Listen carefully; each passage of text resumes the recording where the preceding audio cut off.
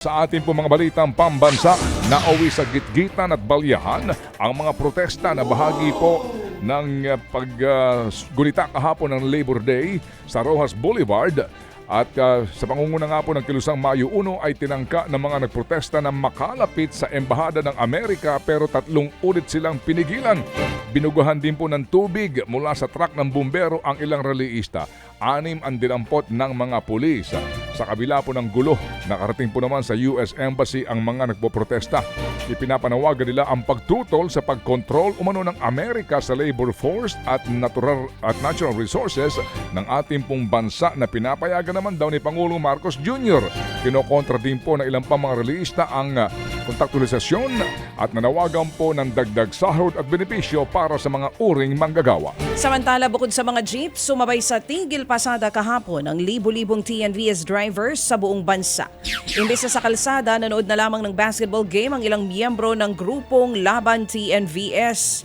27,000 driver daw nila ang sumali sa tigil booking sa buong bansa.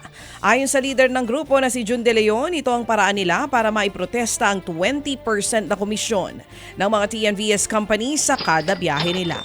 Ang kanilang hiling, ibaba ito sa 10% para may kitain pa rin ang mga driver.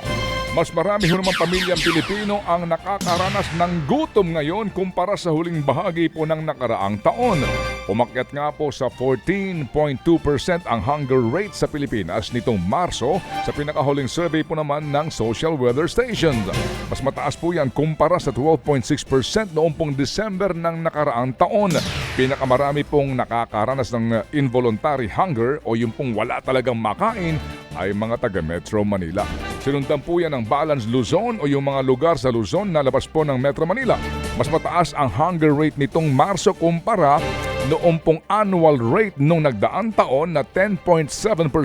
Ito rin ang pinakamataas mula noong pong May 2021 kung kailan naitala ang 16.8% na hunger experience. 1 hanggang 2 bagyo ang posibleng pumasok sa bansa ngayong buwan na ayon sa Pag-asa.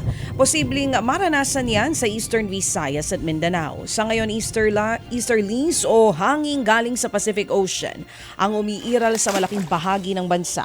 Ito nga ang nagdadala ng mainit at maalinsangang panahon. Mayroon lang pulong-pulong pagkidlat at pagkulog lalo na sa hapon at sa gabi. Suspendido po naman ang face-to-face classes sa ilang po mga paaralan sa Metro Manila at ilang lalawigan dahil nga po sa sobrang init na panahon. Balik muna po sa online classes ang lahat ng antas sa mga pribado at pampublikong paaralan sa Las Piñas, Malabon, Navotas at Pasay City.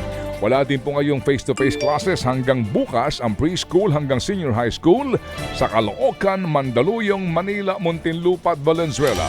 Dahil po sa mataas na heat index o damang init, damay din sa suspension ang ilang pang mga paaralan sa iba't ibang bahagi po ng Luzon, Visayas at Mindanao.